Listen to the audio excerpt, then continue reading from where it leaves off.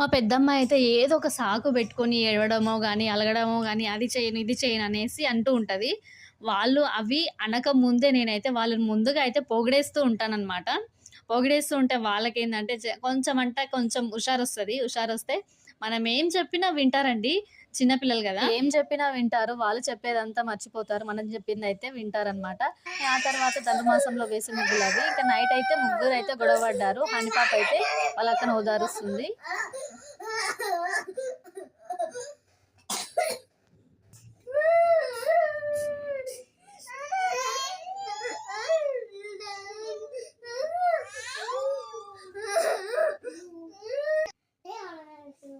నాన్న అన్నం తిన్నానా? Honey please తినిపోండు. తిను నాన్న బంగారు కొండ.